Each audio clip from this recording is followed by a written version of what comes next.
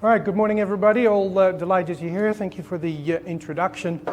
To keep it up pace, this is me. I love my wife, I love my daughter, motorcycles, flying, scuba diving, being outdoors, and Asian food. All right, let's move on. All right, so I'm here to talk about persuasion. Persuasion is not automatically per se manipulative. There's ethical persuasion. Research actually points out that long-term success with persuasion comes from an ethical approach. So when we are in sales or advertising, we tend to self-identify that we depend on our ability to be persuasive. When you join this family of business owners, when you go through the passport program, the first lesson you actually get is that the fastest way to grow your business is to increase your conversion rate. Now, when it comes to people who are in non-sales roles, research shows that 41% of their time, on average, is spent on influence and persuasion-related activity and communication. It's therefore not surprising that persuasion is typically in the top 5 of in-demand soft skills, and also recommended here as a priority for businesses to focus on moving to 2027. So if I can have a quick show of hands here, who here thinks that persuasion is important to you? Okay, I'm delighted to see it. Now, from you, who here has ever done an in-depth study of the science of persuasion and how that works? Very few. Isn't that interesting? You all identify that it is important for you to get to your goals, but very few of you have invested in actually trying to figure out how it works. Let me try and help you a little bit. We live in the most information overloaded, stimulus-saturated environment that has ever existed on the planet. More information and decisions come at us than ever before in human history. And that results in uncertainty in ourselves and also in the people that we talk to. The research shows that our brains lean more than ever before on types of information that can be classified as shortcuts, rules of thumb that tell us where to go.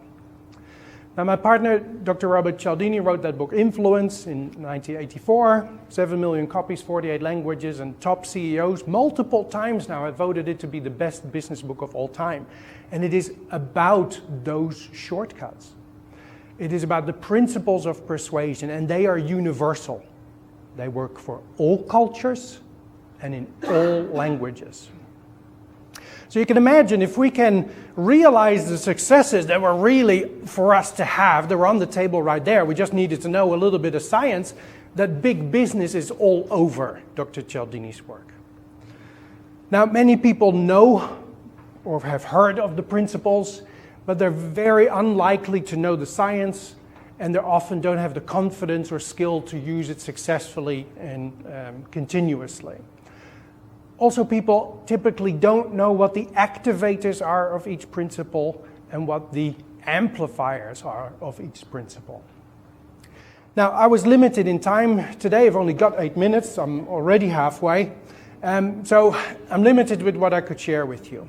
So I could have told you how a charity was able to increase their donations by 36% by just moving 2 halves of a sentence around. I could have told you how BOSE, in a sales campaign, managed to increase a 45% increase by highlighting a single fact.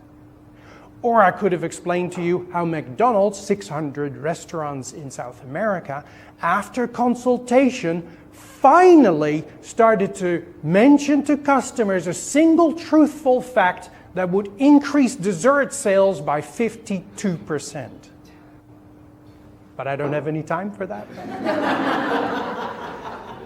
So this is what I'm going to do instead.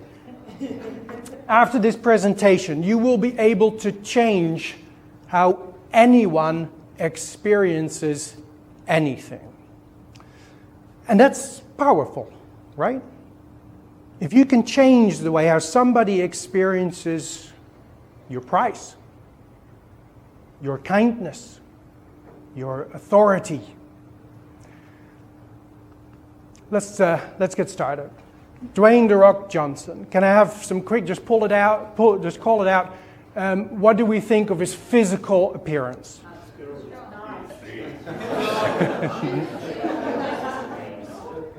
Right? He's big, he's enormous, big arms, nice, right? Great. But what do you think about him now? Right? In contrast to the two basketball players, he looks small, right? So, you can change the way somebody experiences anything by shaping what they experience first. And this works for all stimuli.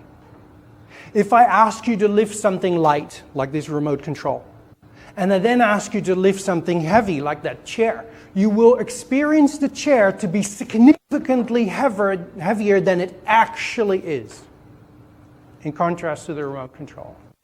And this works for all stimuli. So let's look at a price example.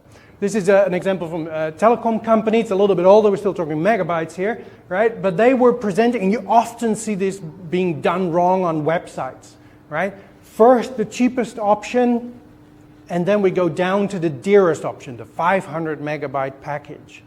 That's in the wrong order, right? If I'm showing the cheapest first, it makes the more costly package more costly than it actually is. So we need to turn that around.